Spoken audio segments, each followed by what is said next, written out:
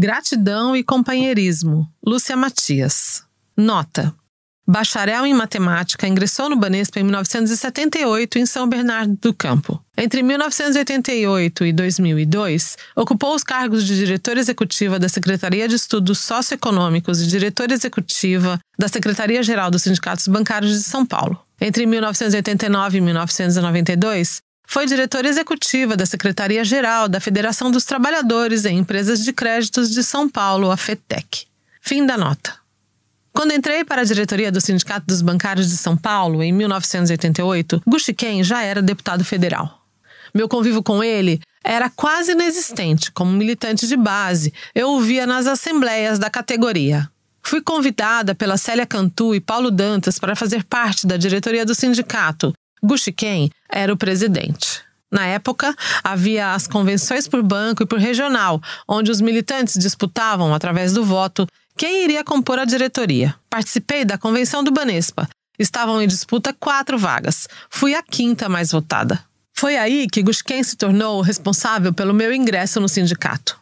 Ele me chamou para uma reunião e disse que o desenlace da chapa seria na convenção final da categoria, que reunia os militantes de todos os bancos e regionais. Disse que eu e um outro companheiro do Banco Itaú não podíamos ficar de fora da chapa e que ele faria nossa defesa na convenção decisória. Apesar de insegura com aquela situação, aceitei e Guxiquem conseguiu a formação que ele queria. Acabei virando diretora do Sindicato dos Bancários de São Paulo. Nos anos seguintes, passei a ter mais contato com Guxiquem. A partir de 1994, com a intervenção federal no Banespa, nosso convívio se estreitou ainda mais. Eu passava alguns dias em Brasília, em seu gabinete, e ele me levava para conversar com deputados e senadores, visando ampliar a luta contra a privatização do banco. Guxiquem me levou também para o almoço com o governador Mário Covas no Palácio dos Bandeirantes. Foi a primeira vez que entrei no palácio, pois até então ficava nas manifestações do lado de fora. Algo que sempre me chamou a atenção sobre Luiz Guxiquem foi sua relação com Augusto Campos, que pude testemunhar em alguns momentos um relacionamento marcado por muito respeito e amizade. Era impressionante observar como um ouvia atentamente o outro, demonstrando um genuíno interesse pelas ideias e perspectivas do parceiro.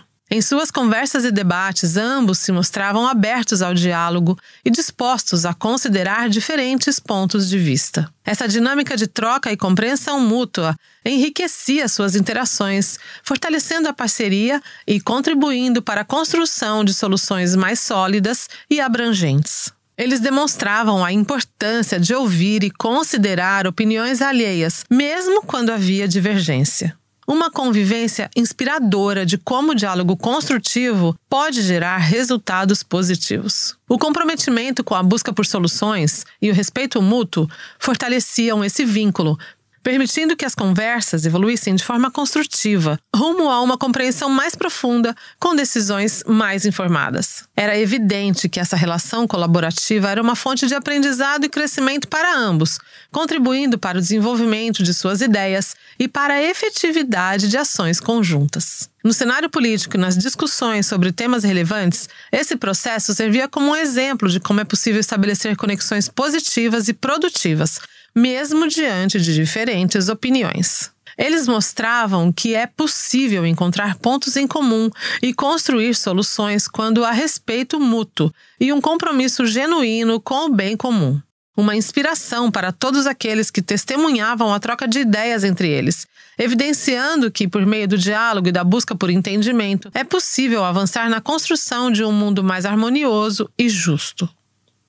Os anos de convivência com Guxiquem me ensinaram muito e sou grata por ter tido a oportunidade de conviver com ele. Sua dedicação em defender os interesses dos bancários e sua influência política foram inspiradoras para mim e para muitos outros. Guxiquem era um líder visionário e comprometido com a causa sindical. Sua capacidade de articulação e sua habilidade em estabelecer parcerias foram fundamentais para fortalecer nossa luta contra a privatização do Banespa.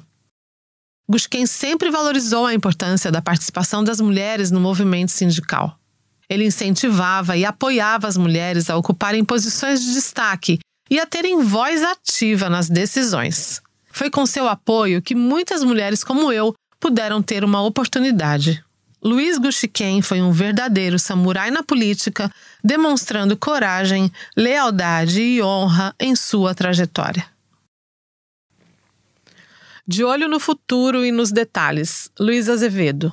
Nota: mestre em Sociologia, foi secretário executivo da Presidência da República do Brasil, secretário de governo na Prefeitura de Itajaí, deputado estadual por São Paulo e dirigente da CUT e do Sindicato dos Bancários de São Paulo. Fim da nota. Desde que conheci Luiz Gushiken em 1976 até nosso último encontro, uma semana antes dele nos deixar, acompanhei de perto a passagem de nosso samurai pelo planeta Terra. Gushi, como o chamamos, era aficionado por avaliar o passado e prospectar o futuro para que a oposição sindical, depois as direções do sindicato, da CUT e do PT, pudessem melhor se posicionar, fazer as alianças necessárias e decidir quais adversários iria enfrentar, com quais iria dialogar e de quais procuraria se desviar. Alguns rápidos episódios confirmam esta afirmação. Em 1978, quando estávamos nos organizando para disputar as eleições no Sindicato dos Bancários de São Paulo, fomos os dois para a colônia de férias da Federação dos Bancários de São Paulo, Mato Grosso e Mato Grosso do Sul, onde ficamos uma semana estruturando a campanha que teríamos de fazer para ganhar as eleições. Revés do destino, fui preso com toda a nossa produção quando voltamos para São Paulo e tivemos que repensar tudo. Em 1981, ao término de nosso primeiro mandato no sindicato, ele se envolveu na realização de diversos seminários de avaliação. No ano seguinte, liderou a redação do documento Linha Sindical, que delineava os principais desafios do sindicalismo naquela década, apontava as estratégias e detalhava passo a passo o trabalho de organização de base. Em 1985, quando recuperamos o sindicato das mãos dos interventores, Gushi concentrou-se em compreender as dificuldades que teriam de ser superadas para fazermos uma campanha salarial vitoriosa. Apontou 3 fatores que considerava estratégicos para construir a campanha. Dizia que era necessário superar o desconhecimento dos intelectuais em relação ao trabalho prático e a ignorância dos dirigentes em relação aos problemas teóricos. Defendia a adoção do planejamento estratégico como um instrumento essencial na luta política. Dizia que, em primeiro lugar, era preciso que a reivindicação refletisse de fato as necessidades e vontades da base. Segundo ele, era necessário que os trabalhadores percebessem que a proposta de greve vinha como último recurso, que somente seria desencadeada após o esgotamento de todos os instrumentos de pressão. Que uma ampla unidade era essencial para a vitória. Seguindo essas diretrizes básicas, conseguimos organizar uma campanha unitária em âmbito nacional e realizar a vitoriosa e maior greve da categoria em 1985.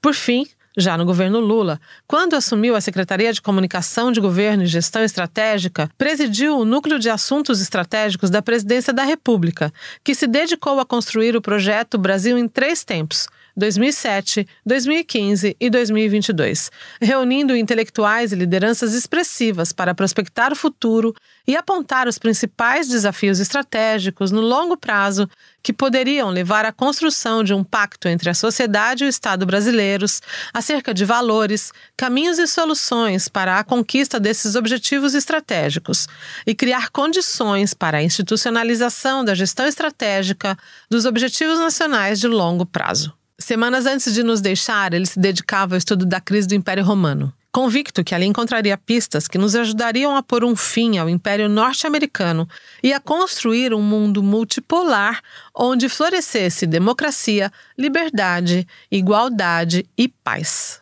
Sua incessante busca em construir a visão de futuro que deveria nos orientar não o deixava esquecer dos detalhes.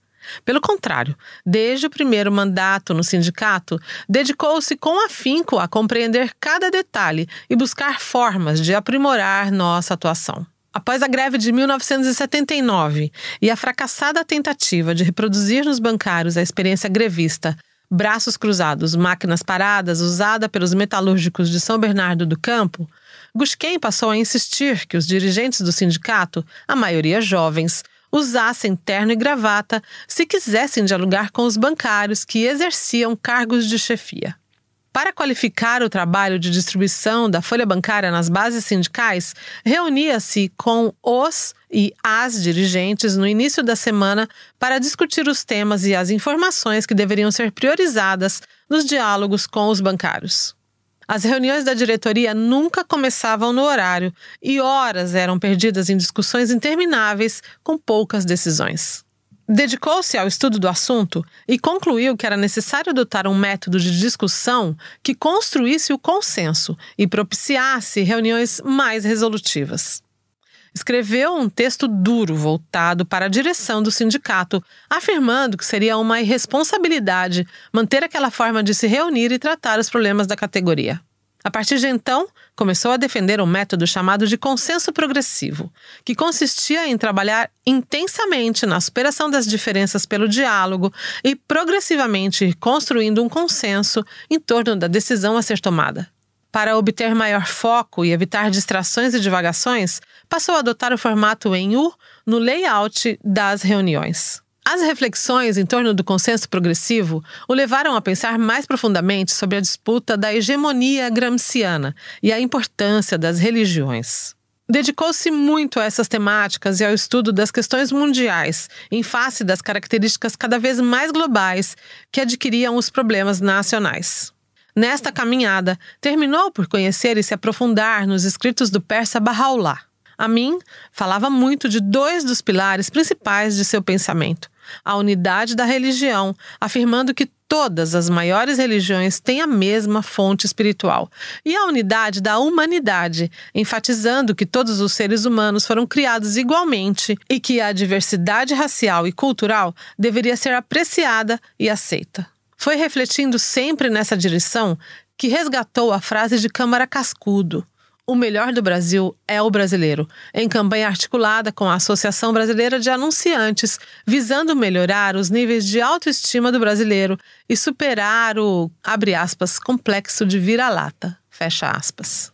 A campanha indicava um problema que seria largamente explorado pelo bolsonarismo anos depois. A elite branca sempre teve uma postura submissa em relação aos europeus e norte-americanos e absolutamente discriminatória em relação aos negros, aos pobres e aos nordestinos. Ao bater continência para a bandeira norte-americana e explicar sua postura machista e racista, Bolsonaro sabia que apoio buscava conquistar. A percepção predominante era de que o melhor do Brasil era sua seleção pentacampeã. Na Copa de 1970, as cores verde e amarela eram realçadas na marchinha que dizia: "Todos juntos vamos, pra frente Brasil, salve a seleção". O refrão foi usado por alguns para realçar apreço pela ditadura militar.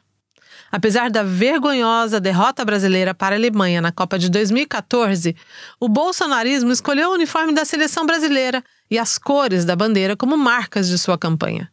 Sabiam que da insistente postura submissa de nossa burguesia, multiplicada pelos meios de comunicação, o que ainda guardava identidade com algo positivo no Brasil era a seleção pentacampeã. Vejam como essas questões já eram consideradas por Gushken quando pensou em adotar a campanha "O melhor do Brasil é o brasileiro". Antes de nos deixar, Gushken me chamou para ir à sua casa. Bebemos vinho, assistimos Chaplin e discutimos filosofia, religião e estratégia política.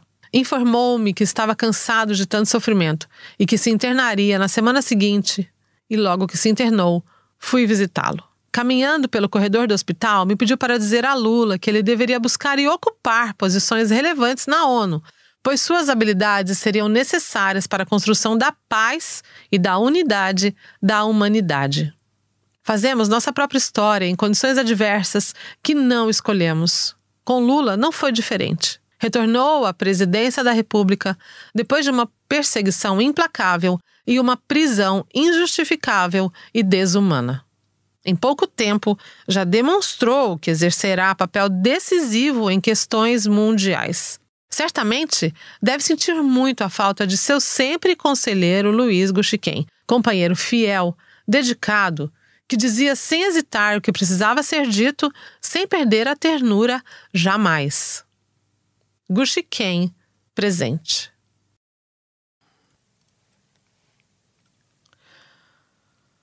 Singular e plural. Luiz Dulce.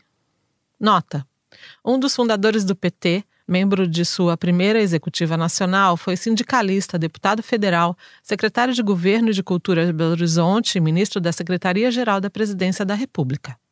É vice-presidente nacional do PT. Fim da nota. O que mais me impressionava em Gushiken era a sua extraordinária inteligência. Ele foi uma das pessoas mais inteligentes que conheci. Sinto-me à vontade para dizer isso porque eu nem sempre concordava com suas análises e propostas. Mesmo quando pensávamos diferente, no entanto, sempre achei que ele elevava a qualidade da discussão, enriquecia o debate coletivo, desafiava o movimento sindical, o partido ou o governo a ir além das verdades estabelecidas e, principalmente, a dar respostas novas a problemas novos. A sua não era uma inteligência de tipo acadêmico, ainda que ele valorizasse muito os professores e pesquisadores que tanto contribuíram para a redemocratização do país e para a criação e consolidação do PT. Era uma inteligência eminentemente prática, no sentido da praxis grega, implicando um compromisso fundamental com o destino da comunidade e possuía, além disso, uma notável capacidade de identificar as verdadeiras dinâmicas do poder, inclusive em seus aspectos mais disfarçados, menos visíveis. Gushiken conhecia e respeitava, naturalmente, as teorias e doutrinas da esquerda, mas não achava que bastasse aplicar modelos interpretativos canônicos às realidades mutáveis e surpreendentes da política. Ele de fato pensava com a própria cabeça, coisa menos comum do que parece. E, se não estou enganado, nunca achou que a questão do poder na sociedade democrática se resumisse à defesa de interesses materiais, por mais importantes que eles sejam. Não era um economicista. Estava convencido de que devíamos conhecer melhor a mentalidade dos diferentes setores sociais, suas ideias e valores, angústias e esperanças, dúvidas e até preconceitos. E levar tudo isso em conta ao definirmos nossa estratégia geral e cada política pública. Lembro-me de ouvi-lo dizer, com sua ênfase característica, que os governos progressistas transformadores precisam ter argumentos para dialogar com a sociedade e não apenas slogans e palavras de ordem. E que os nossos argumentos devem considerar o que se passa na cabeça das pessoas, inclusive e, sobretudo, de quem pensa diferente de nós. Ou seja, que não basta repisar a nossa verdade, é necessário também entender que, para milhões de pessoas, a verdade pode ser outra. Nunca ouvi mencionar expressamente o conceito de hegemonia, mas a discussão que ele propunha, salvo engano, era de como conquistar e manter o apoio das maiorias sociais, melhorando a vida da população e, ao mesmo tempo, dialogando com ela de modo criativo e eficiente. Dou apenas um exemplo que pode parecer muito específico, mas não é, dessa singular inteligência e lucidez de Gushiken. Uma das melhores campanhas de comunicação dos nossos governos, na minha opinião, foi aquela que teve como mote "Sou brasileiro e não desisto nunca", que Gushiken propôs e ajudou a conceber. Campanha que dava protagonismo não só ao governo, mas também à sociedade. Que chamava a sociedade a agir como sujeito do desenvolvimento e da luta pela justiça social, deixando de ser apenas objeto das políticas públicas ou mera plateia da ação governamental. Que, além de falar com os setores organizados, dialogava com o conjunto da população, buscando fazer com que cada brasileira ou brasileiro se sentisse parte importante de um esforço nacional liderado pelo governo, mas não restrito a ele. O governo não dizia eu. Dizia eu e vocês. E o que é melhor, mesclando na medida justa razão e emoção. Fraterno companheiro. Manuel de Melo dos Santos. Nota: Manezinho Santos nasceu em Moreira Salles, no Paraná, e se mudou para Indaiatuba em 1978. Militante petista e sindical, é filiado ao PT desde 1984. Fim da nota. Vou falar de um grande amigo, pai, um cara que eu respeitei e respeito muito até hoje. Está presente na minha mente e no meu coração. Quero falar desse guerreiro, desse lutador, desse samurai do Congresso que é o nosso querido Gushiken. Ele me ensinou muito, me ajudava e me dava umas duras também. mas sempre com carinho. Um homem que fez um bem para o povo e para o Brasil, junto com os outros guerreiros do nosso Partido dos Trabalhadores. Em 1996, comecei a trabalhar com Gusquem, mas a gente já se conhecia muito antes, porque eu era afiliado ao PT de Indaiatuba. E ele era o nosso deputado federal. A vida do Gushi era sempre viajar, e quando ele estava em Brasília, eu ajudava com as crianças e com a Beth, e também ajudava com a militância do PT, porque eu sempre ajudei a construir o nosso partido para melhorar o Brasil. Quando a gente entrava na estrada, o Gusquem dormia muito, porque ele chegava na quinta-feira de Brasília e a gente não parava, era campanha, correria. A gente estava sempre fazendo uma correria. O Gusquem dormia e eu tocava o barco. Um dia, o telefone tocou, mas ele já estava dormindo. E o telefone não parava de tocar, mas geralmente eu não atendia. Eu continuava na estrada e esperava a pessoa desistir. Mas nesse dia, a pessoa não desistiu. E aí, eu atendi o telefone. Ele, abre aspas, ô Chininha, fecha aspas. E reconheci a voz e falei, não, calma aí, Lula, que eu vou chamar ele. Ele tá dormindo aqui, estamos na estrada, mas espera aí. E acordei ele, Gushi, Lula. Aí, ele pegou o telefone e eu entendi que o Lula estava fazendo um convite para que ele ajudasse na coordenação na campanha dele de 2002. O nosso guerreiro do povo venceu com a ajuda do nosso samurai, Luiz Gushiken. Gushiken sempre presente.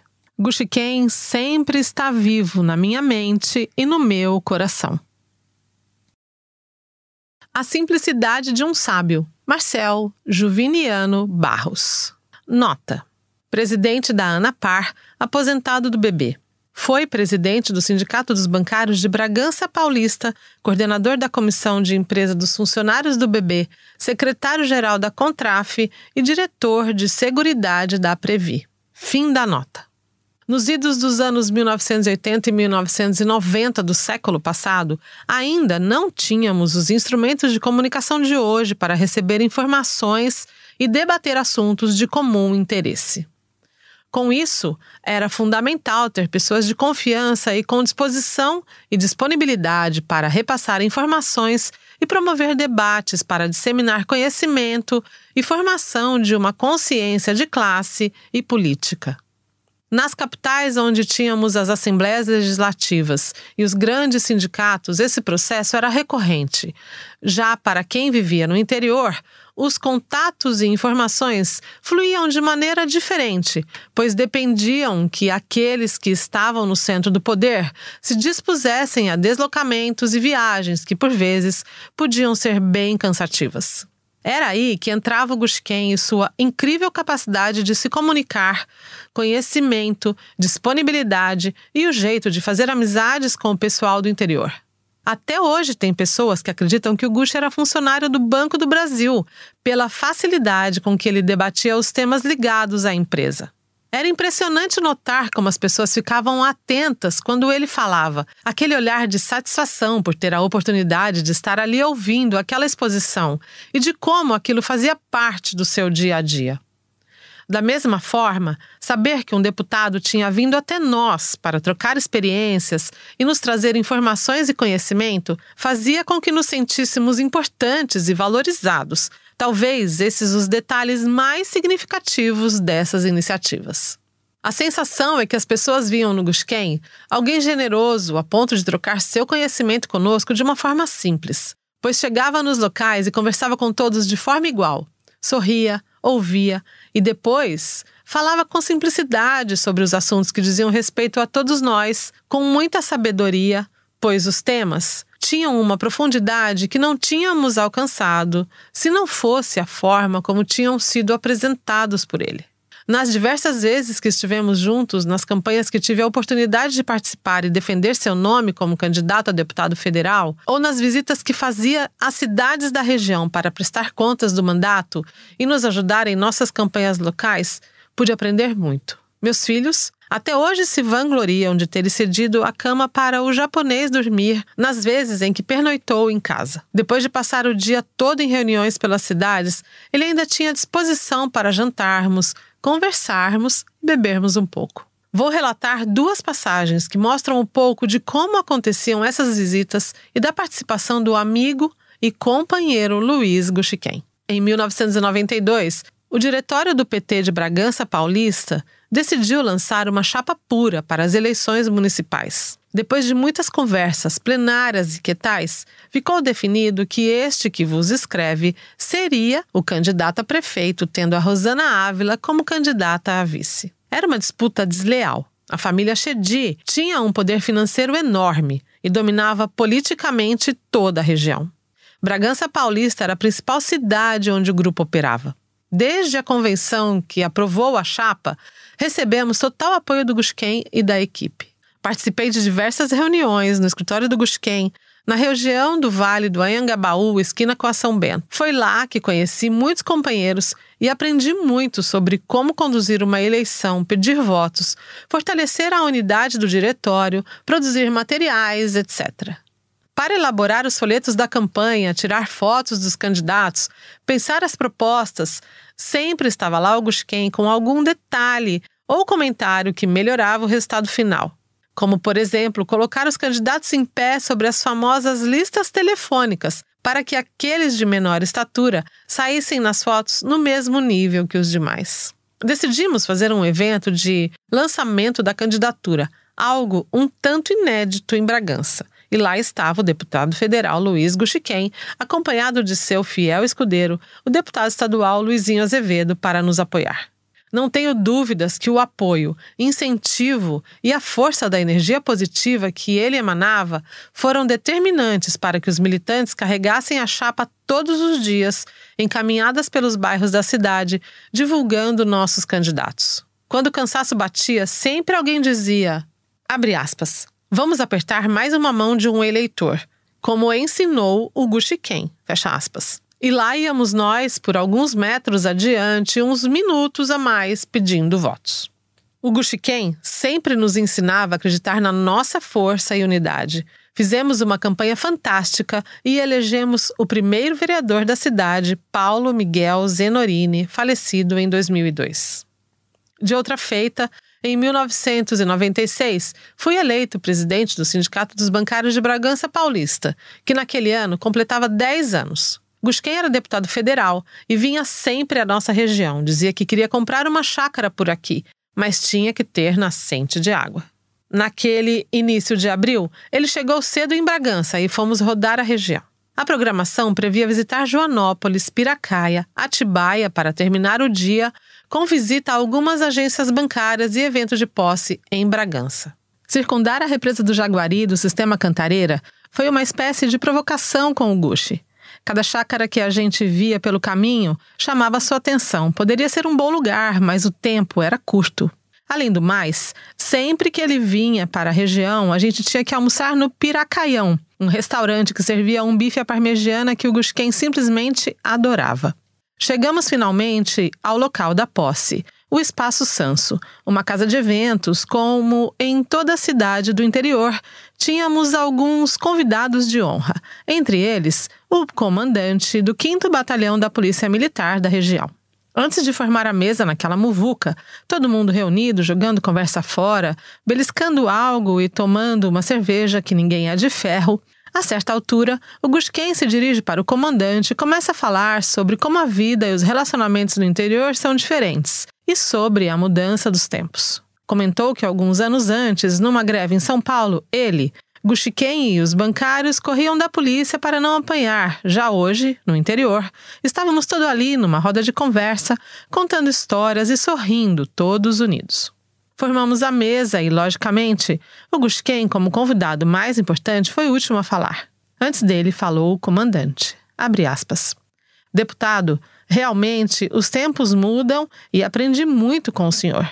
Certamente, numa dessas vezes que o senhor estava correndo da polícia, eu estava correndo junto, pois eu era bancário do Banco de la Nación e estava em greve também. Hoje estamos aqui, comemorando o aniversário do sindicato e a posse da nova diretoria, fecha aspas. Surpresa geral. Ninguém sabia que o comandante tinha sido bancário, muito menos que tinha feito greve em sua vida. Na sua fala, O Gushken então respondeu ao comandante, abre aspas, realmente os tempos mudam. Agora estou aqui ao lado do companheiro comandante que está ajudando a criar uma cidade mais segura para todos nós e como já conhece a vida dura dos trabalhadores e do movimento sindical, pode compreender melhor nosso direito de greve, fecha aspas. O sorriso do comandante foi meio amarelo, é verdade, mas o fato é que ele foi bastante compreensivo e não nos criou tantas dificuldades nos anos que se seguiram, com greves super difíceis na era FHC, especialmente nos bancos públicos. E assim, muitas outras histórias poderiam ser contadas e certamente serão, mas o principal é que o amigo e companheiro Luiz Gushken viverá para sempre em nossas memórias e em nossos corações. Daqui do fim da rua, Marcelo Antunes Martins. Nota: maestro, pesquisador da música clássica brasileira, fundador da Orquestra de Câmara de Indaiatuba, onde foi seu regente titular entre 1993 e 2001. Em 1998, viajou em turnê com a orquestra e o Madrigal Cantátimo de Indaiatuba por 5 estados brasileiros, apresentando o CD Ladainhas, Lamentos e Ladeiras, apoiado pela Fundação Banco do Brasil. Gravou ainda os CDs Os Mestres Mulatos e Os Mestres Brasileiros. Fim da nota. Imagine uma sala ampla com uma mesa comprida, além de outros ambientes de estar. Aos poucos, vão chegando e se acomodando os participantes e uma polifonia de conversas cruzadas preenche a sala.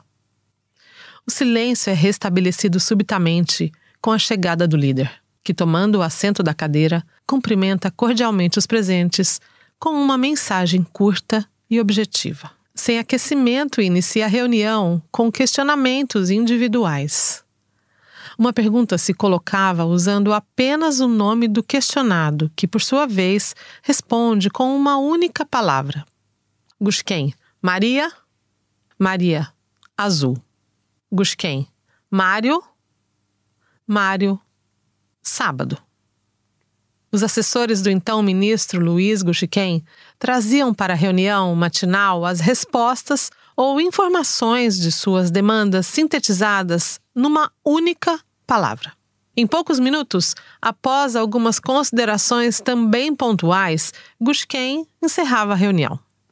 Ele atualizado e seus colaboradores orientados e pré-ocupados. Imagine uma sala ampla com uma mesa comprida, além de outros ambientes de estar. Ambiente onde estamos prestes a assistir a uma reunião matinal da Secretaria de Comunicação do Governo. Porém, antes que aconteça, retire dos participantes todos os recursos de comunicação que dispomos hoje. Nos celulares, deixe apenas um telefone com chamadas caras e agenda eletrônica. Das redes sociais, fica apenas o Orkut e a velocidade das trocas de e-mails em época de alguma segurança e privacidade. Até o tempo parecia andar mais lento. Assisti a uma dessas reuniões numa visita ao querido amigo que costumava dizer que o computador nos trazia o máximo de recursos com o mínimo de resultados, graças às deficiências naturais das novidades. Ao abusar um pouco da imaginação do leitor, estava sugerindo muito mais uma reflexão do que uma inevitável viagem no tempo. Deixo um retrato de Luiz Gushken melhor que os merecidos adjetivos.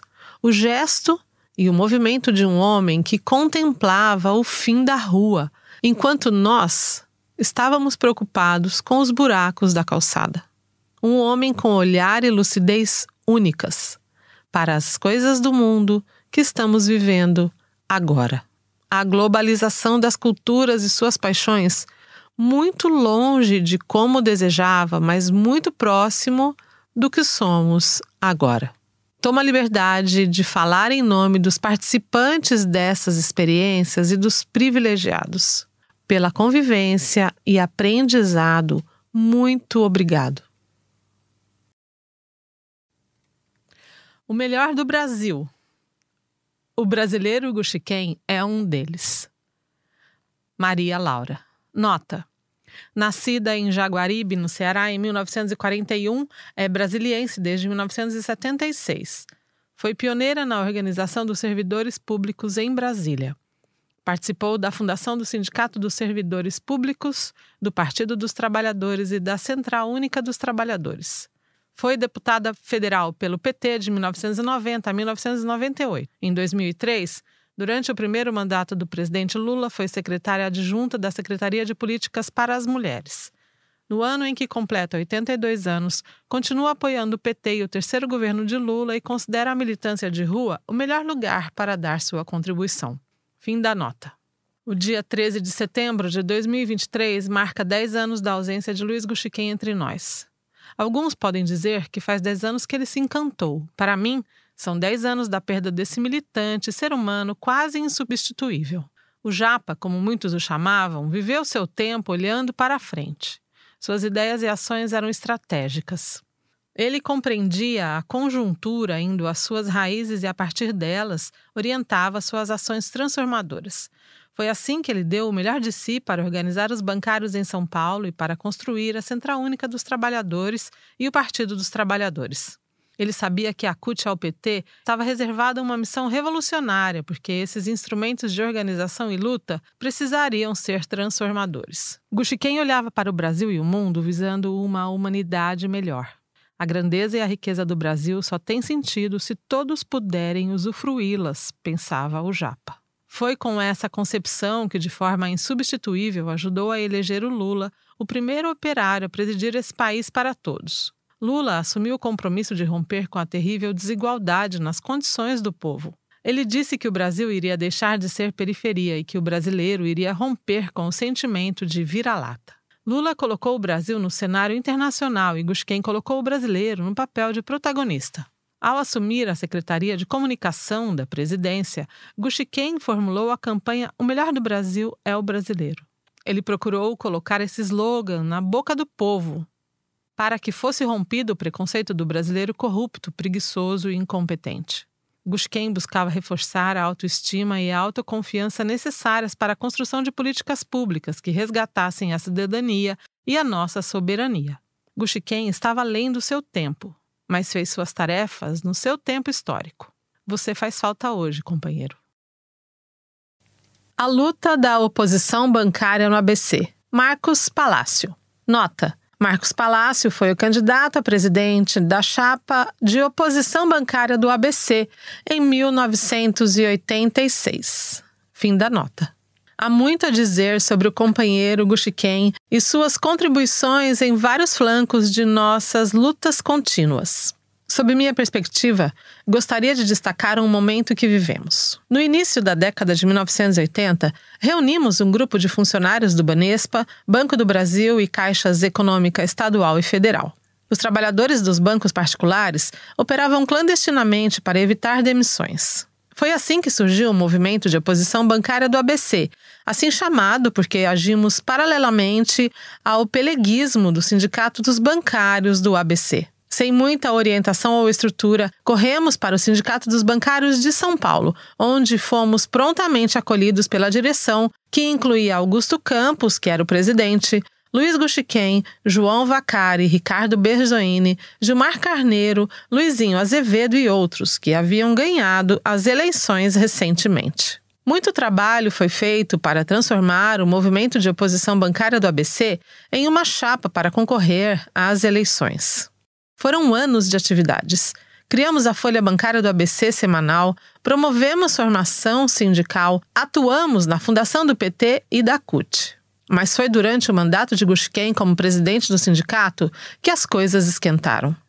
Ele nos deu todo o suporte necessário para mantermos o movimento de oposição. Chegamos a participar de várias reuniões da executiva da diretoria, grupos de formação em Cajamar e etc. Foi então que criamos a chapa de oposição, que inicialmente só contava com bancários dos bancos estatais em 1984 e em 1985 fizemos greve com adesão total da categoria no ABC e liderança exclusiva da oposição bancária apoiada pelo Sindicato de São Paulo. Os pelegos do Sindicato de Santo André e região foram atropelados e tiveram que correr atrás. Em 1986, disputamos a eleição e sofremos o maior golpe da história sindical do ABC.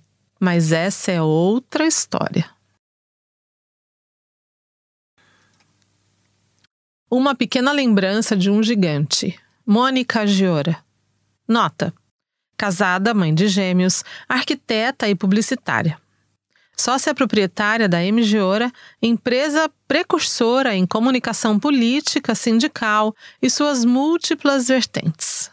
Fim da nota. Guxiquem era um típico Okinawa. Ou seja, um japonês do sul, a região mais pobre e discriminada do Japão. Algo como um nordestino no Brasil.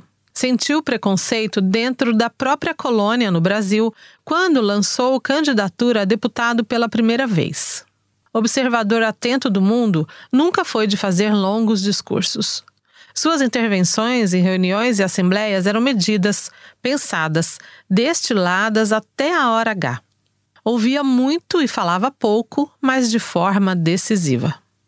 Greve Nacional dos Bancários, 1985. Paralisar os bancos estatais era crucial. No Centro de Computação do Banco do Brasil de São Paulo, a noite foi tensa, pois a greve seria a partir da meia-noite. Fazia muito frio. Na comissão de esclarecimento, nome que se dava ao piquete na porta da empresa, aparece o Gushi com um elegante sobretudo preto. Acabara de voltar de uma viagem à China, onde adquiriu o traje. Para quem comentava que era coisa rara no Brasil, ele respondia, abre aspas, é paraguaio, fecha aspas. Eu estava lá, ouvi essa. Gushi sempre trabalhou no velho Banespa. Certa vez, um jornalista perguntou sobre o clima de greve dentro do Banco do Brasil. Ele respondeu, abre aspas, você está me confundindo com algum outro japonês, fecha aspas. Na verdade, sua mulher Beth trabalhava lá e o mantinha bem informado. Guxiquem parecia aquele personagem do filme Aventuras de Pi. Buscou respostas para suas dúvidas interiores em várias religiões. Criado em família budista, foi Rosa Cruz, se interessou pela Umbanda, estudou o Zen budismo e no final virou Bahá'í. Mas nunca tentava catequizar seus companheiros de luta. Isso para ele era uma questão pessoal. Os anos de aprendizado com Guxiquem. Oswaldo Laranjeira. Nota: nascido em Palmas de Monte Alto, na Bahia, cursou filosofia na USP e se aposentou pelo Banespa.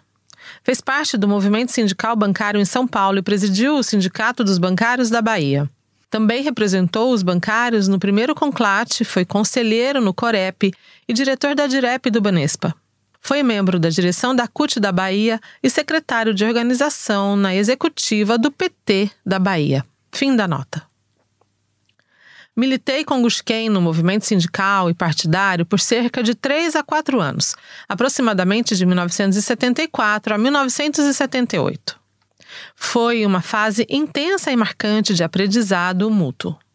Nesse sentido, esclareço que, a meu ver, o termo aprendizado tem sentido de influências recíprocas e troca de saberes. Em outras palavras, uma formação que acontece ao longo da vida.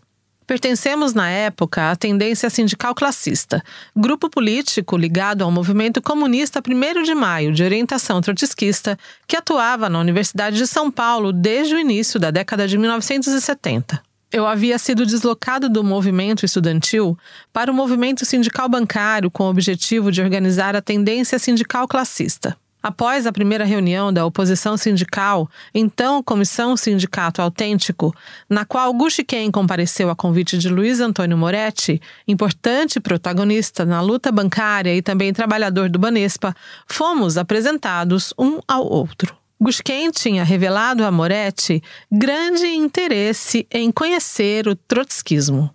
Este episódio contribuiu para que nos aproximássemos e, desta forma, posteriormente, ele viesse a fazer parte dessa corrente político-ideológica.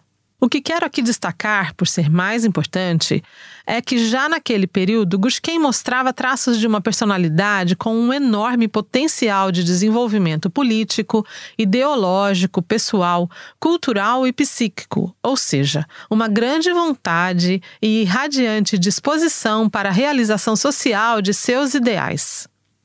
Isto se manifestava na contagiante energia e vigor de sua atuação, muito voltada para a ação e para as atividades político-sindicais no contexto de uma ditadura civil-militar opressora. Entretanto, ao mesmo tempo, ele mostrava na sua conduta de vida uma certa preocupação com o modo de viver e das relações entre as pessoas, temas que apareciam mais nas conversas fora das pautas das reuniões políticas, sinal daquele tempo de repressão intensa. Creio que, pelos diversos e importantes papéis que Gusquem teve no movimento sindical à frente dos sindicatos bancários de São Paulo, na criação e direção partidária como presidente do Partido dos Trabalhadores e no governo Lula, mais concretamente no Ministério das Comunicações, ele merece uma completa biografia pessoal e política, mas também episódica. Uma biografia que mostre com clareza o delineamento de sua singular personalidade e desenvolvimento multilateral de um militante político que atuou ativamente pela busca da felicidade e dos interesses de seus próximos, isto é, o povo brasileiro. Deste modo, uma característica que sobressaía na forma de Gusquem pensar a política e orientar a sua prática é que ele não se limitava ao sindicalismo com suas pautas somente econômicas. Ao contrário, ele sentia que a superação da sofrida realidade do mundo do trabalho aconteceria com a transformação de toda a sociedade, inclusive com a criação de partidos políticos que representassem a classe trabalhadora. Por isso, creio, ele abraçou tão fortemente a proposta do Partido dos Trabalhadores. A partir de 1979, com minha vinda para a Bahia e atuando no movimento sindical local e no Partido dos Trabalhadores, meus contatos e conversas com Gusquem não foram tão frequentes, porém, mesmo assim, trocávamos impressões sobre a política e os rumos de nosso partido. Um desses momentos foi quando da criação do agrupamento do 113 como uma corrente política interna do PT, que ele me apresentou.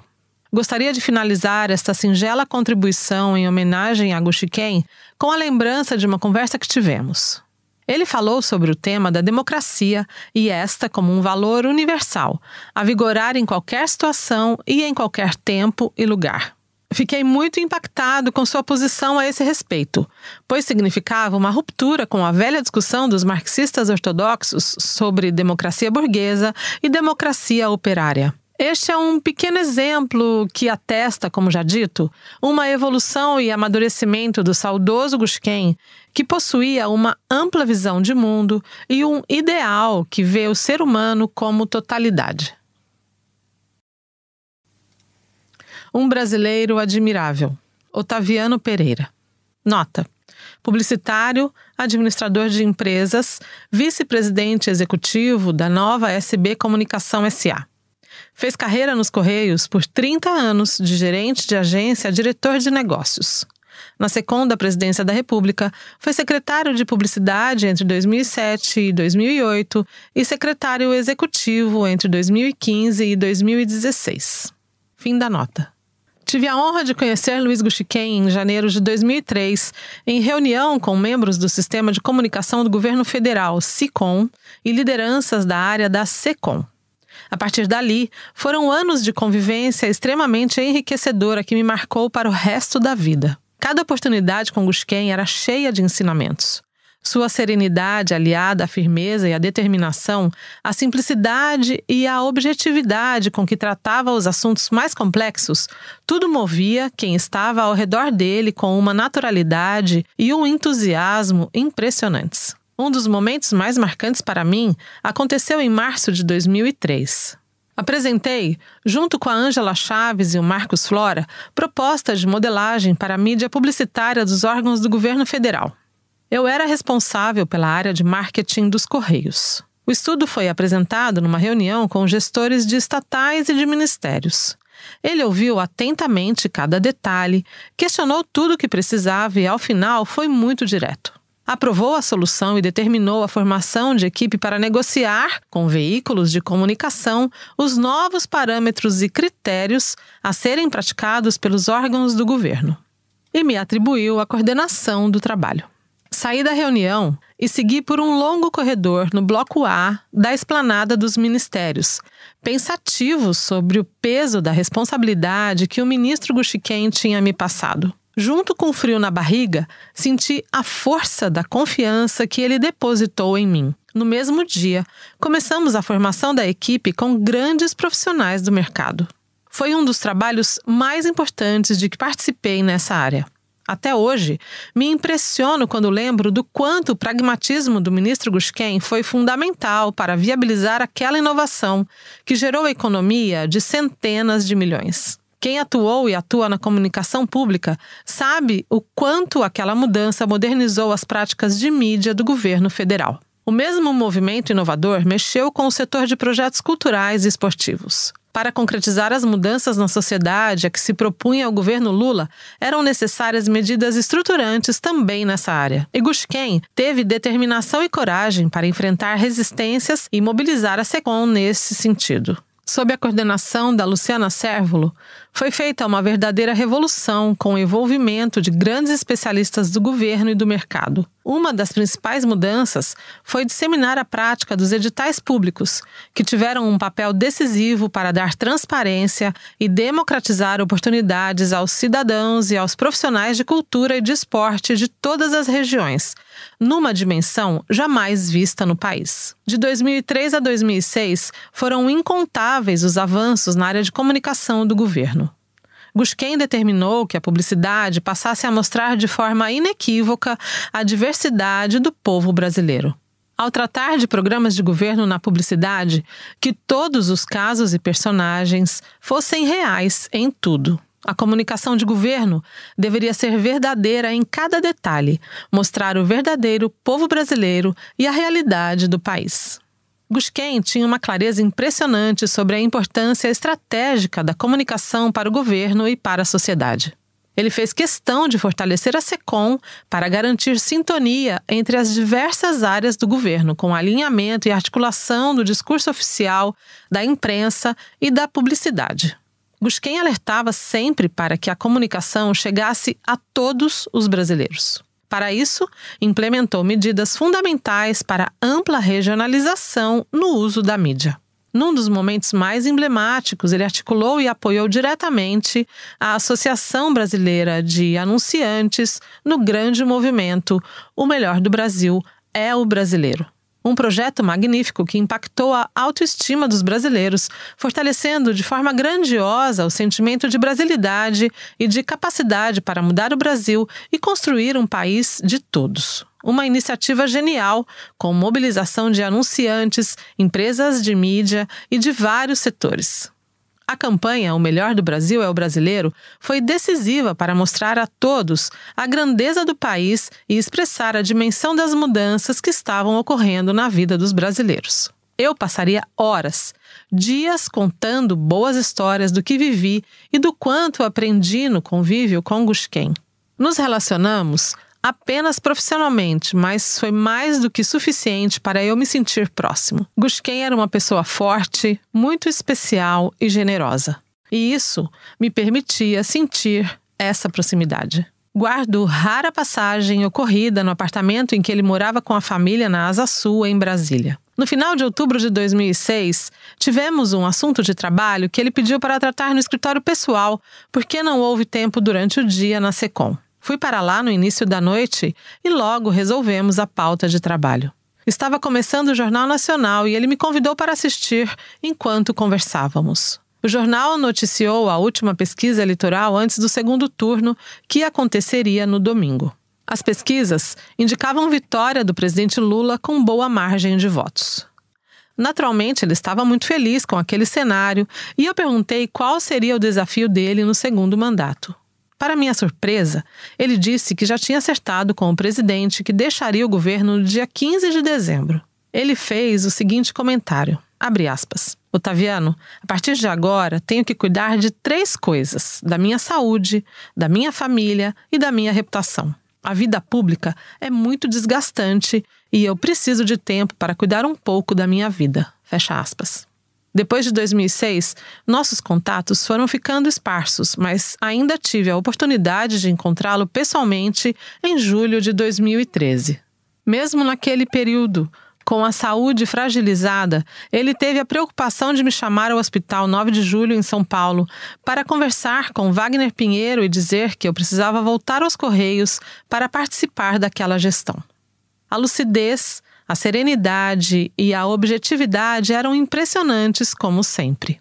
A recomendação dele me fez deixar atividades em São Paulo e retornar para mais alguns anos de trabalho na estatal que me formou. Poucas semanas depois, recebi a notícia do seu falecimento. Por coincidência, num dia 13, no ano de 2013. Ainda hoje, me impacta lembrar o quanto foi triste receber aquela notícia e o quanto foi rico conviver com o grande Luiz Gushiken. Ter convivido com Gushiken é uma das maiores e mais valorosas experiências e uma das melhores memórias que tenho na vida. Um homem que simbolizou como poucos a expressão de câmara cascudo que ele fez ganhar dimensão histórica no governo Lula. O melhor do Brasil é o brasileiro. Todas as honras a Luiz Gushiken. A Sombra da Amoreira. Paulo Rogério Nunes. Nota: foi bancário do Banespa e esteve em todas as campanhas do saudoso Luiz Gushiken. Fim da nota. Em 1986, eu tinha sido demitido do banco onde trabalhava. Foi a gota d'água numa vida posta do avesso, de cabeça para baixo. Antes disso, tinha participado ativamente de uma greve dos bancários. Um dia, eu estava no centro de São Paulo e vi um japonês gordinho de terno e gravata, óculos de gatinho, iguais aos da minha mãe, em cima de um carro de som, fazendo um discurso efusivo. Creiam, foi uma imagem impactante. Semanas depois, soube que esse japa era candidato a deputado federal e fui no comitê de campanha dele me oferecer como voluntário. E fiquei lá porque não tinha mesmo para onde ir. Estava desempregado e mais perdido que cachorro na mudança. O chefe da campanha, Paulo Bezerra, era um cara barbudo, a barba ocupava quase a cara toda. Um dia, o passarinho, outro moleque como eu, que estava ajudando na campanha, entra na sala e fala, abre aspas, olha só, o cara tá rindo, fecha aspas. Foi naquele dia que descobrimos que ele tinha boca e até falava. É difícil lembrar de alguma coisa de quando a gente tinha 20 anos e não pensar num tempo de felicidade. Se tentar, consegue, mas é difícil. Particularmente para mim, foi um dos momentos mais felizes da vida. Anos depois, tive um sonho inesquecível e acordei com uma alegria que perdurou por muito tempo. Nele, eu lembrava das pessoas que eu tive a felicidade de conhecer naquela campanha. Um deles, obviamente, foi esse japa que eu cansei de admirar, de me orgulhar por ter conhecido. Uma estrela brilhante da qual a gente custa esquecer e que tanta falta tem feito. Aquele moleque, o passarinho, e tantos outros que estavam naquela campanha, a começar pelo chefe Paulo Bezerra, dono de um coração imenso, não são meus amigos, mas irmãos que eu encontrei na vida. O Jeter, o Zé Bomba e tanta gente que está neste relato, pessoas que foram muito importantes para mim, como o Luizinho, a Tita, a Sônia, a Sandrinha, o Clodoaldo, a Zilda, o Marçal, a Fernanda e muitos tantos que eu não conseguiria citar aqui. Esse pessoal que até hoje eu tenho como grandes amigos e guardo como reserva de um tempo feliz num lugar muito especial da minha memória. Vocês estavam todos no meu sonho num momento em que as coisas poderiam ser muito difíceis para um moleque perdido na cidade. A verdade é que o Gushiken aglutinava esse tipo de gente, essa alegria que a gente vivia. Como lembrou o passarinho, nós tocávamos um horror naquele comitê, coitada da Beth. Não tinha muito profissionalismo, mas estávamos genuinamente empenhados naquela séria brincadeira. E até para lamber poste ou pendurar bandeirinha de madrugada, a gente fazia uma festa. De alguma forma, acho que contribuímos para fazer daquela campanha uma coisa menos sisuda do que o que se via nos outros comitês.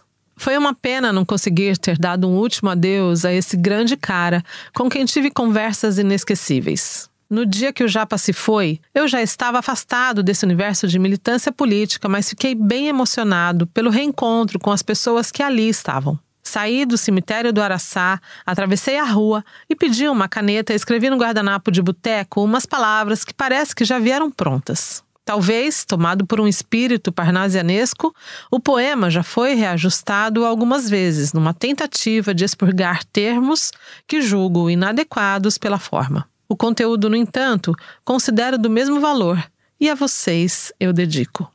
Em circunstância e lugar propícios, no lugar onde os pés pisam o que de nós é resto, à sombra de uma árvore me detive em pensamento. Se não há um fim, mas fim e começo, nessa união de mútua emoção, o que é fim é reinício. Desde que haja um fim, para nós haverá sempre uma nova chance, pois aqui estamos nesse adeus, ou até breve, despedindo-nos e celebrando a vida que se foi e que não foi em vão. Que em vão não seja a vida que temos, junto dos meus pensamentos, os sonhos, as mágoas, aquilo que de nós jaz na lembrança de tantos outros, somam-se os mesmos sentimentos. É momento de pausa, reflexão. De voltar para nós, para trazer a esta vivência um sentido, tão simples como o da árvore sob a qual medito. Do fundo das minhas raízes trago cordas, tábuas, pregos e ossos. Não me importa por quantos percalços passe, a seiva da minha luta agora sirvo na forma de minúsculos cálices, sobre as cabeças, ao alcance das mãos e também dos pensamentos. Pois é preciso que pelo menos isso, de tudo quanto tivemos, reste. Sob as verdes folhas de uma moreira, numa linda tarde de união, apreciem o brinde, que neste simplíssimo banquete ofereço. 3 momentos com o Gushi. Raquel Casseunicas. Nota. Foi funcionária do banco Nossa Caixa, Caixa Econômica Estadual, diretora de Finanças do Jurídico 2 mandatos e secretária-geral do Sindicato dos Bancários de São Paulo. Conselheira representante dos funcionários no Banco Nossa Caixa, foi secretária da SESI e diretora executiva do DIEESE. Era a interlocutora dos funcionários no chamado Grupo do Banco, na presidência de Luiz Gushiken. Fim da nota. Quando apareceu no grupo Reencontro Bancário proposta de falar da nossa relação com o Gushiken, fiquei muito feliz. Imediatamente entrei no túnel do tempo buscando pedaços da minha memória no movimento sindical. Lembro-me do Gushi na greve de 1985, na primeira assembleia onde deveríamos decidir se entraríamos em greve ou não. Gushiken defende que não façamos a greve e os trabalhadores deixaram claro que queriam a greve. Gushi coloca em votação e o resultado vencedor foi iniciarmos a greve no dia seguinte. Bem, o primeiro dia da greve foi um sucesso e no início da noite, Gushi realiza a assembleia e conversa com os trabalhadores, afirmando que eles tinham razão ao afirmar que queriam a greve e ele estava errado. Eu, militante, vi naquele gesto um dirigente de muita humildade, simples, responsável e que despertava muita confiança. Em 1989, um grupo de diretores do extinto Banco Nossa Caixa, Nosso Banco, do Sindicato de São Paulo, procurou o Gushiken para falar do nosso desejo de romper com parte dos diretores do nosso próprio banco. As divergências eram tão grandes que a convivência estava insuportável. Gushi, na sua sabedoria zen, conversa conosco demonstrando o quão inviável e nada estratégico seria tomar essa atitude naquele momento. Ele nos acalmou e deixou claro que teria que ser uma decisão coletiva e que estava cada vez mais nítida essa possibilidade. O rompimento, ou como ficou conhecido na história do sindicalismo brasileiro, o racha dos bancários de São Paulo, acabou acontecendo no segundo semestre de 1990. A eleição do racha se deu no mês de janeiro de 1991 e a apuração aconteceu no ginásio do Pacaembu. Esses 2 eventos nortearam a minha maneira de ver a representação, o papel do diretor, a importância dos trabalhadores nas decisões, a unidade da diretoria, enfim, sempre tive Gushiken como a minha referência, um mestre. Um líder não é nada se não souber ouvir o trabalhador. Gushken tinha essa capacidade de se colocar no mesmo nível do trabalhador, apesar de ser a liderança com a expressão nacional que ele era. Um modelo. Mas teve também a parte engraçada, por assim dizer. Não sei em que ano fui a Brasília quando ele estava deputado, em algum evento e provavelmente alguma coisa em defesa dos bancos estatais. Ao final do evento, eu fui dormir na casa dele acreditando que haveria alguma refeição. Já era bem tarde. Pensei, quem sabe ele pede alguma refeição? Qual o quê? Chegamos, a Beth nos recebe. Eles me falam boa noite e eu disse a mim mesma, tô morta. Fui xeretar a cozinha direto na geladeira, não tinha nada. Quero dizer, quase nada. Tinha algumas raízes, juro, tentei mastigar, impossível. Só sei que passei uma fome de cão aquela noite. Não me lembro do que comi no dia seguinte. Devo ter comido um boi. Mas nunca esqueci da fome que passei. Não sei exatamente que tipo de alimentação o Gushken fazia naquela época, mas era o que tinha. Eu não conhecia Brasília, eu não tinha a menor noção de onde procurar um restaurante. Passei fome naquela noite. Algum tempo depois, fiquei sabendo que ele seguia uma dieta rigorosa chamada de macrobiótica. O Gushken, além de zen, era também macro. E isso explicava aquela geladeira. Salve, Gushi! Um estrategista samurai. Renato Rovai. Nota: jornalista, doutor em comunicação, diretor de redação da revista Fórum, primeiro editor da Revista dos Bancários do Sindicato dos Bancários de São Paulo. Fim da nota. Gushken foi uma das lideranças sindicais e políticas mais capazes da história recente do Brasil.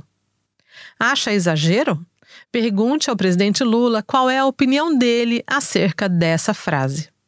Peça ao Lula para nomear 3 pessoas do seu primeiro governo que se ressente de não ter no terceiro.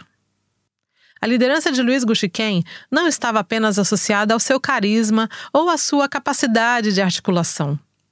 Mesmo ele tendo de sobra os dois. Gushken era maior que isso. Era um intelectual, um estrategista que tinha o olhar dos visionários, que ao mesmo tempo percebem as vias do sucesso, mas também sabem o que pode ou não dar problema. E antes de sair em caminhada, se preparam não só para celebrar as conquistas, mas também para lidar com as intempéries, com os riscos. Nas suas análises de conjuntura, Gushken sempre fazia a análise dos riscos. Ele se foi muito cedo, aos 63 anos, em 2013, logo depois das chamadas Jornadas de Junho. Quase como num sinal de que chegava ao fim um ciclo de vitórias e conquistas de caráter popular. E que o que viria seria algo que teríamos que fazer com a ausência de lideranças importantíssimas como Gushken. O samurai estrategista tinha lutado contra a ditadura militar no sindicalismo bancário e no movimento estudantil desde o final da década de 1970, o que o levou a presidir o Sindicato dos Bancários de São Paulo de 1984 a 1986. Mas lembro disso porque foi no sindicato que o japonês ganhou a régua e o compasso que lhe permitiriam fazer política de gente grande. Foi negociando com banqueiros que ele viu que a vida seria muito mais dura do que imaginava quando era apenas funcionário do Banespa, militante da Libelu ou estudante da FGV. Os sindicatos eram escolas de grandes lideranças. Tem um pouco de nostalgia nesta frase e é bem verdade. Os tempos são outros, mas talvez isso precise ainda ser melhor investigado. Por que nossos sindicatos não entregam mais Gushkens e Lulas?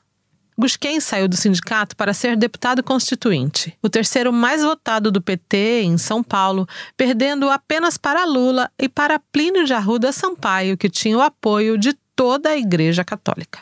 Foram 50 mil votos que mostraram a força do sindicalismo bancário, mas também o carisma pessoal de Gushken. Como deputado, Gushken teve papel importante como quase toda a bancada do PT naquela Constituição. Eram 16 parlamentares que valeram por um 100, sem exagero. Tanto que, por conta da bancada petista e de um grupo progressista especial do MDB, liderado por Mário Covas, surgiu o Centrão. A direita notou que, se não se organizasse, a Constituição seria ainda mais cidadã do que é. Cá entre nós, uma Constituição muito mais avançada do que a correlação de forças que há na sociedade brasileira. Mas, voltando ao Gusquem, depois de todas essas conquistas na Constituinte, ele buscou a reeleição em 1990. E numa fase de sua candidatura, lembro de Lula, no seu estilo de elogiar, dando pitos, revelando aos presentes que teve que dar uma bronca no japonês. Lula disse que Gusquem penou para se adequar à vida no Congresso e que teve que lhe dar uns puxões de orelhas para se impor mais. Na sua fala, Gusquem admitiu a dificuldade inicial de lidar com seu primeiro mandato de maneira tranquila, e isso não foi entendido como uma fragilidade, porque aqueles trabalhadores ali presentes sabiam que aquelas lideranças furavam um muro de contenção que não permitia sindicalistas e lideranças operárias no Congresso. A política no Brasil tinha sido para os militares de 1964 a 1985, mas antes disso era para as elites. Mesmo as lideranças progressistas tinham raízes nas elites. Foi a geração de Lula e Gusquem que rompeu com isso. Os 2 outros mandatos de Gusquem no parlamento já foram mais organizados. Ele aprendeu a articular as demandas congressuais com a voz das ruas e se reelegeu bem. Mesmo quando teve que enfrentar uma eleição difícil em 1994, no auge do Plano Real, e quando o então presidente do sindicato, Gilmar Carneiro, decidiu disputar uma cadeira na Câmara Federal. Foram 2 candidatos na mesma base e, ainda assim, Gushi foi eleito. Nesse momento, eu era diretor da Revista dos Bancários, uma publicação que tinha 120 mil exemplares de tiragem. Cruzava com Gusquem, fazia rápidas entrevistas, ligava para seus assessores Paulo Bezerra e Marçal com frequência para pedir informações ou pegar declarações do então deputado, mas não era amigo de Gusquem. Não tive o prazer de desfrutar de sua amizade. Achava-o bastante reservado e nunca ousei passar dos cumprimentos formais. Mas quando ele decidiu que não buscaria reeleição a deputado federal, fui designado para entrevistá-lo. Aquela seria sua primeira entrevista sobre o tema, e só depois da divulgação da edição ele trataria do assunto com a imprensa tradicional. Encontrei um Gusquem um tanto aliviado. Ele dizia que era hora de dedicar tempo à família, que tinha perdido boa parte da infância e adolescência dos filhos vivendo em ponte aérea, e que, ao mesmo tempo, era hora de parar de passar medo. Pois é, Gusquem tinha medo de avião. E me falou uma frase que invariavelmente me recordo ao entrar num. Quanto mais você anda de avião, maior é a chance de dar algo errado num deles. Naquela entrevista, anunciou que apoiaria o então presidente do Sindicato dos Bancários, Ricardo Berzoini, para sucedê-lo. Em tese, seria a saída do talentoso bancário da vida política. Berzoini saiu candidato em 1998 e se elegeu. Lula perdia mais uma eleição. Mas em 2002, quando decidiu disputar de novo, o ex-operário foi buscar Gusquem para trabalhar no seu comitê. Ele já estava doente e as previsões eram de que não teria muito tempo de vida, mas encarou o desafio. Levava sua comida macrobiótica para o comitê e deu conta do recado. Lula, então, o convocou para ser um dos homens fortes do seu governo. Gusquem participou do núcleo duro da primeira fase e, com sua força e coragem de guerreiro samurai, peitou Daniel Dantas e pagou caro por isso. Foi Gusquem quem impediu que o orelhudo, na definição de Mino Carta, que virou meme em Carta Capital na época, influenciasse na escolha dos fundos de pensão. Ao contrário, chamou para si a responsabilidade e colocou pessoas da sua confiança tanto na Previ quanto na Petros. E para o Ministério da Previdência, indicou Berzoini, aquele que havia escolhido como seu sucessor na Câmara. Ao invés de ficar por perto dessas áreas, foi para a SECOM, onde tirou a publicidade de uma vala de favores, centralizou as contas do governo, negociou desconto nas compras de veiculação e moralizou a relação com as agências. A comunicação não era a praia do japonês, mas ele sabia que ali era preciso, mais do que comunicar, gerenciar.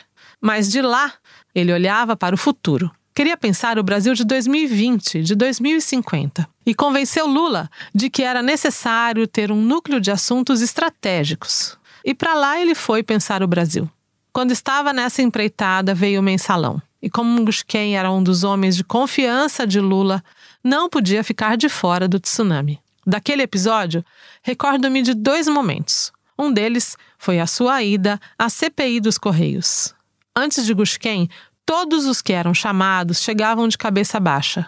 Gushken não. Ele abriu sua fala pedindo ao senador Álvaro Dias que se retratasse por tê-lo acusado de participar de uma quadrilha na sessão anterior. E politizou o debate, dizendo que forças da direita estavam se aproveitando da atual crise para fazer disputa política. Ou seja, para tentar travar um 3º turno eleitoral.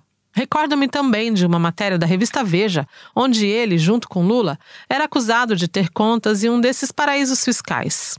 Quando um amigo preocupado me ligou, lendo trechos da matéria, tranquilizei o interlocutor. Se eles citavam Gushken, a matéria era falsa. Ou, como se diz hoje, fake news. Tinha certeza da impossibilidade de Gushken estar envolvido com algo assim. E, claro, não estava. A Veja apenas aprontava mais uma das suas. Mas, mesmo sem que houvesse prova alguma contra ele, Gushken teve de sair do governo e foi acusado no episódio do Mensalão. Os acusadores precisavam de 40 nomes para recriar a história de Ali Babá. E Gushken entrou na conta. Mas, por falta de provas, seu processo não teve continuidade. O próprio Joaquim Barbosa decidiu inocentá-lo. Quem o conhecia, mesmo que pouco, não precisava do veredito de ninguém, muito menos de um juiz que fez o que Joaquim Barbosa fez, como um protótipo de Moro, no julgamento do Mensalão. A integridade do japonês nunca foi questionada, nem pelos seus maiores desafetos. Que Gushken seja inspiração para novas gerações e que este livro ajude neste caminho. Você não pode errar nisso. Ricardo Berzoini. Nota: engenheiro e bancário de profissão. Foi presidente do Sindicato dos Bancários de São Paulo, substituiu Luiz Gushken na cadeira de deputado federal e se elegeu para 4 mandatos consecutivos. Atuou como vice-líder da bancada do PT e também foi eleito para presidir o PT em 2 ocasiões. Foi ministro da Previdência e Assistência Social, do Trabalho e Emprego e das Comunicações. Chefe da Secretaria de Relações Institucionais da Presidência da República dos governos Lula e Dilma. Atualmente, dedica-se à sua empresa de assessoria. Fim da nota. Escrever sobre o Gush desperta inúmeras memórias de uma longa e agradável convivência. Nossa convivência começou quando ele já era uma liderança importante e eu era um militante sindical de base. Nas assembleias, reuniões no sindicurso, em cursos de formação, eu observava aquele japonês com cara de chinês, com falas que fugiam ao padrão de oratória e conteúdo da maioria dos demais dirigentes e militantes. Uma mistura de filosofia, lógica formal e estratégia política. Um tom quase sempre de orientação determinada, quase professoral, mas atencioso e educado. Aprendi muito com nossas conversas, mesmo divergindo inúmeras vezes. A divergência, longe de ser um problema, era uma provocação dialética que produzia inúmeras variáveis imprevisíveis. Fosse sobre economia, trabalho, previdência, filosofia ou futebol. Na greve de 1985, Gush tornou-se uma personalidade nacional. Foi o responsável pela meticulosa preparação, reunindo-se com autoridades para avisar da greve, e essas reuniões foram parte decisiva no aquecimento da categoria e da sociedade.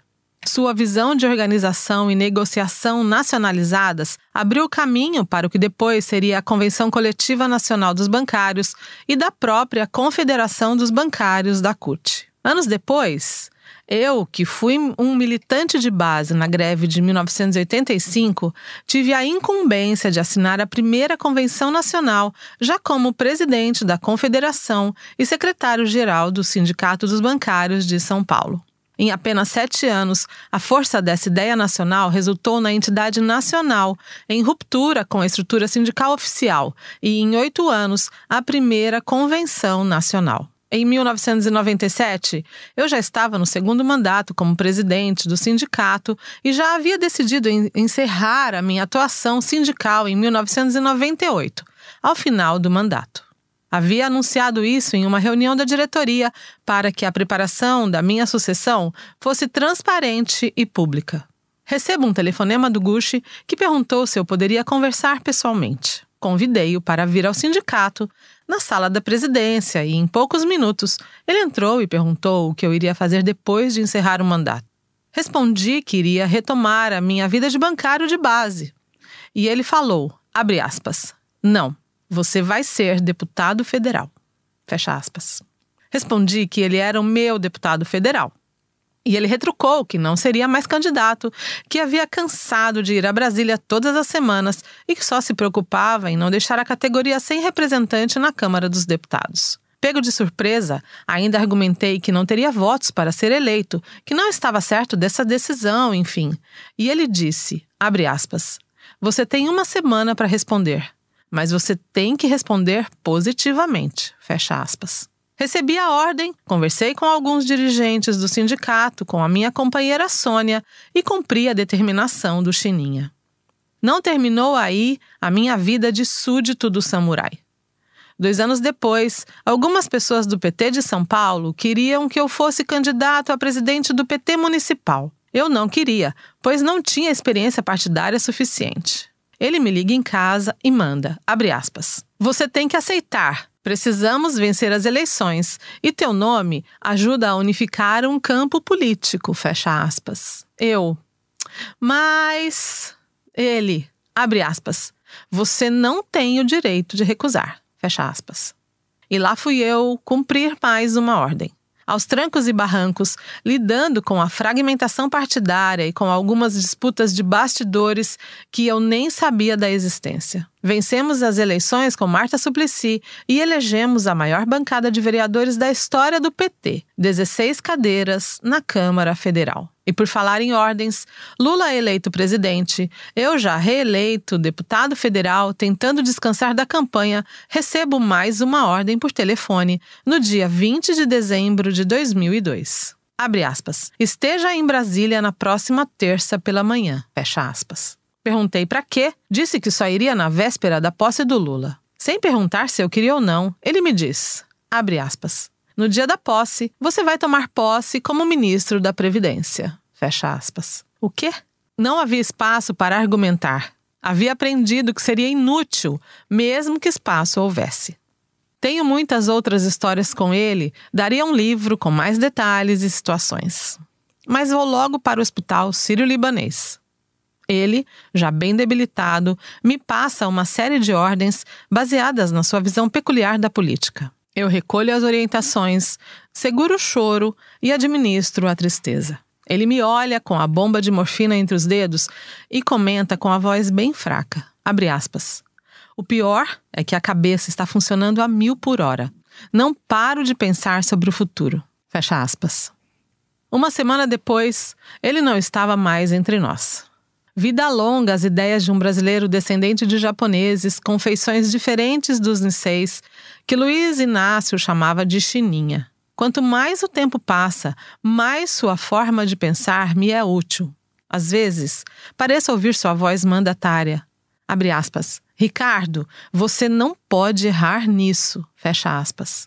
Há 10 anos, ainda sob o impacto das imprevisíveis manifestações de 2013, perdíamos a convivência com Luiz Gusquem, uma liderança que impactou tantos e de forma tão profunda e cujas reflexões ainda nos desafiam. No seu último texto, ditado a Selma Rocha, as palavras são claramente datadas e impactadas pela crise que o PT vivia e que ameaçava sua própria sobrevivência. Além das manifestações que colocavam em xeque nossas teses sobre nova classe média e a questão do acesso ao consumo como critério de melhoria das condições de vida, havia o impacto do julgamento da Ação Penal 470, finalizada recentemente. Gusquem, que foi uma das vítimas do linchamento público do partido, manifestava sua preocupação com o registro da história do PT e o impacto da forma como a mídia empresarial atingiu a imagem e a relação do povo com a mais bela construção partidária da nossa instável democracia. Na verdade, 10 anos depois, não respondemos minimamente às perguntas que o Gushi nos deixou. Nossa democracia permanece fragilíssima. Não há partidos no Brasil, nem em boa parte do planeta. Mesmo o PT, que é o que mais se aproxima de um partido, tem inúmeras limitações programáticas e frouxidão organizativa, sendo confrontado com a cultura política do patrimonialismo, do empreguismo, do assistencialismo e do clientelismo. Gushiken não viveu o momento seguinte de dor coletiva com o lavajatismo, superando o patamar da AP 470 para encarcerar Lula e ceifá-lo da eleição de 2018. Nem a volta triunfal de seu amigo à cena em 2022. Mas as perguntas continuam as mesmas e refletem as perguntas de Antônio Gramsci sobre a burocratização do Partido Socialista Italiano em 1919. Haverá energia vital para responder? Quantos pensadores da qualidade e intensidade do nosso caríssimo amigo serão necessários? O partido de classe, idealizado por Gushiken há 43 anos, merece que as respostas sejam construídas em uma nova fundação, na qual nossos fundamentos digam os caminhos. Abre aspas. Recuperar a história e a dignidade do PT não só é necessário, é imprescindível. Fecha aspas.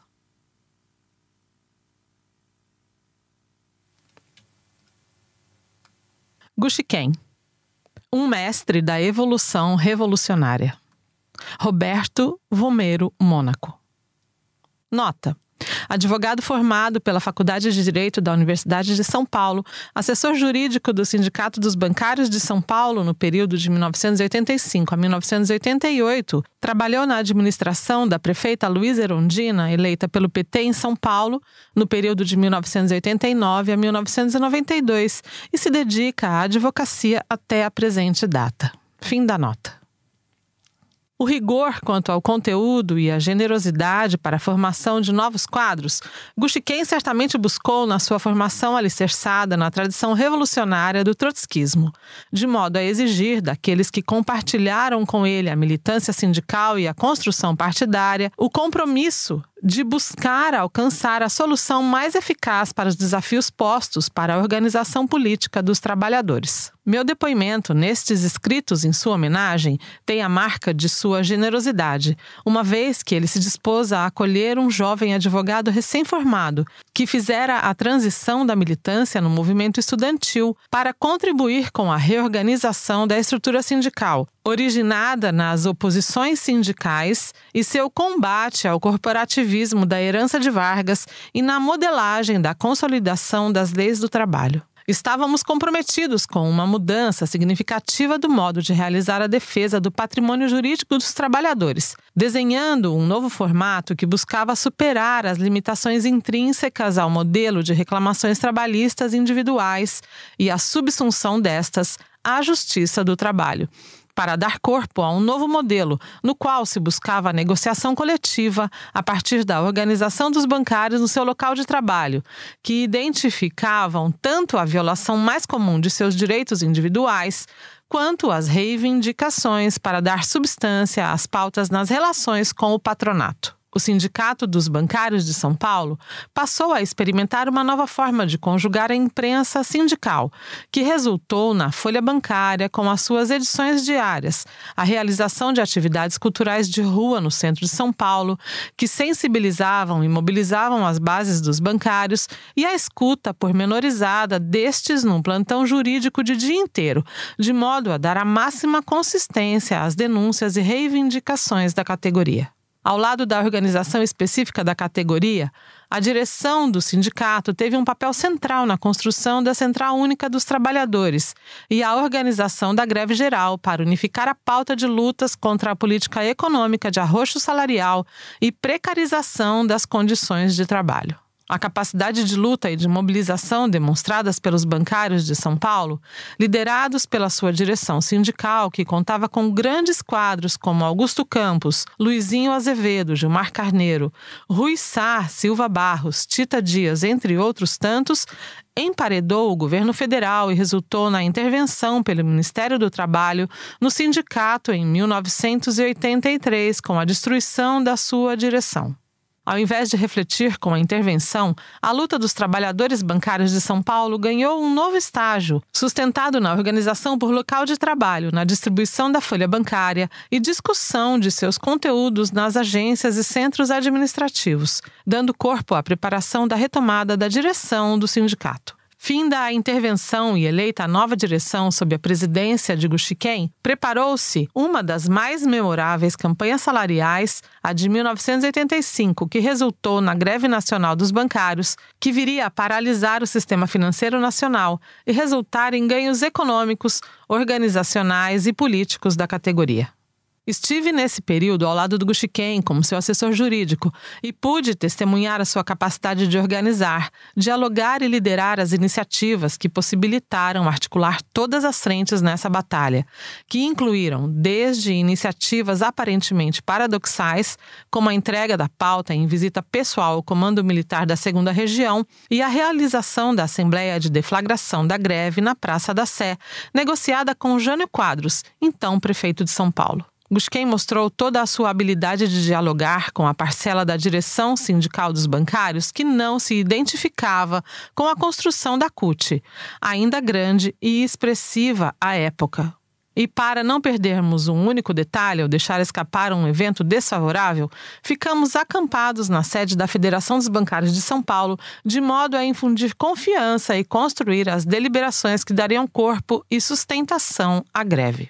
Falei no início deste texto do rigor que marcava a relação do Gushiken com a sua assessoria e, consequentemente, recupero aqui as suas cobranças para que eu relesse e treslesse o conteúdo dos acordos e convenções coletivas de trabalho que celebramos com o patronato bancário, de modo a não escapar um detalhe ou uma vírgula que pudesse alterar ou desfigurar o seu conteúdo. Se imaginávamos que, fim da greve nacional vitoriosa de 1985, teríamos um momento de respiro ao final daquele ano, o Banco Central determinou a liquidação extrajudicial de 2 bancos importantes na base territorial do sindicato, o Cominde e o Auxiliar, pondo em extremo risco o emprego e o patrimônio jurídico de seus empregados. Com a habilidade e a densidade política que ganhara com a greve, Gushiken articulou no Congresso Nacional as negociações essenciais para que o Banco Central se dispusesse a negociar questões que eram, até então, verdadeiros tabus, pois a liquidação extrajudicial é um procedimento falimentar que congela todos os direitos dos seus credores, inclusive os dos empregados daqueles bancos. Conseguimos liberar, quase de imediato, as aplicações financeiras dos empregados do Cominde e do Auxiliar. Negociamos a cessão das cartas patentes daqueles bancos para os concorrentes, condicionada à absorção dos empregados das agências e à estabilidade destes durante um determinado período, bem como a quitação quase total do passivo trabalhista, 92,5% dos bancários que eram estáveis por tempo de serviço. O ano de 1986 acabou por se converter no ano da passagem do líder sindical combativo para o quadro político que iria se eleger para compor a bancada do Partido dos Trabalhadores na Assembleia Nacional Constituinte e discutir os grandes temas que iriam vertebrar o quadro institucional da Constituição Federal de 1988. Sua grandiosidade se firmou ainda mais na presidência nacional do Partido dos Trabalhadores, agregando ainda outra vez quadros políticos de alta densidade em suas naturais disputas de projetos e políticas. Ministro no primeiro governo do presidente Lula, soube como poucos identificar as pautas prioritárias e os meios de articulá-las em cenários de alta complexidade e voltagem da disputa política, enfrentando, na sequência, com a coragem e a estatura ética necessárias, o processo do mensalão. O samurai lutou com todas as armas pela saúde e pela vida até o último instante.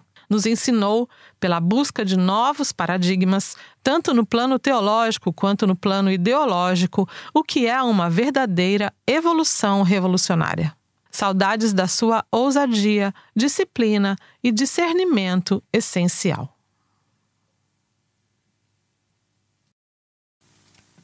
Uma trajetória de luta e compromisso. 10 anos de sua partida. Rui Falcão. Nota: jornalista e advogado. Foi um dos coordenadores da campanha vitoriosa da chapa Lula-Alckmin em 2022 e presidente do Partido dos Trabalhadores de 2011 até 2017. É deputado federal e atual presidente da Comissão de Constituição e Justiça e de Cidadania. Liderou nossos parlamentares na CPI das fake news. Autor e coautor de relevantes projetos, como o do Estatuto da Vítima e dos direitos para os trabalhadores para aplicativos. Fim da nota. Já se vão 10 anos que Luiz Guxiquem nos deixou. Como é natural, o tempo esmaece a memória e as lembranças de alguém tão admirado vão falhando irremediavelmente. Mesmo assim, há fatos marcantes na trajetória do militante zen que tive o privilégio de compartilhar e que agora resgato. Conheci Guxiquem em 1983, quando integramos, eu como vice-presidente e ele como secretário sindical, a primeira comissão executiva estadual do PT de São Paulo. Havíamos saído das eleições de 1982 com a militância frustrada pela derrota do Lula na eleição para o governo do estado e 3 tendências moviam os filiados. Aderir ao PDT do recém-eleito governador do Rio de Janeiro, Leonel Brizola, atuar junto aos autênticos do MDB, continuar no PT, mas mudando suas características, convertendo-o numa agremiação de poucos mais bons. Foi quando nos empenhamos, sob a consigna do PT não se funde nem se confunde, na fundação da articulação do 113, que deu rumo e força para a construção de um partido de cunho estratégico, de quadros e de massas, cujo objetivo era construir no Brasil uma sociedade socialista. Ser governo para ser poder mobilizou o PT sob a liderança do Lula. Guxiquem, dirigente sindical dos bancários, ao lado de outros líderes que vieram da luta armada, do exílio das universidades, foi peça-chave para as grandes vitórias eleitorais de 1988. Junto com ele, participei da histórica campanha presidencial de 1989 e, finalmente, sua trajetória teve o ponto mais alto ao ser um dos coordenadores da vitória de 2002, quando foi convocado pelo presidente Lula para ser ministro-chefe da SECOM e, posteriormente, coordenador do Núcleo de Ações Estratégicas da Presidência da República. Deputado federal por 3 mandatos consecutivos, inclusive na Constituinte, não quis prosseguir na ação parlamentar, pois não entendia o mandato como se fosse uma profissão. Na última vez que estive com ele, em 2013, já na fase final de sua luta contra o câncer no Hospital Sírio-Libanês, exaltou-me a prosseguir na condição que vinha imprimindo ao partido como presidente do Diretório Nacional. Foi um momento de muita empatia, de forte emoção e sentimento, pois sabia que era a despedida. Para ele, porém, cuja crença se nutria de múltiplas religiosidades, era só uma passagem para outro estágio. Guxiquem, presente sempre.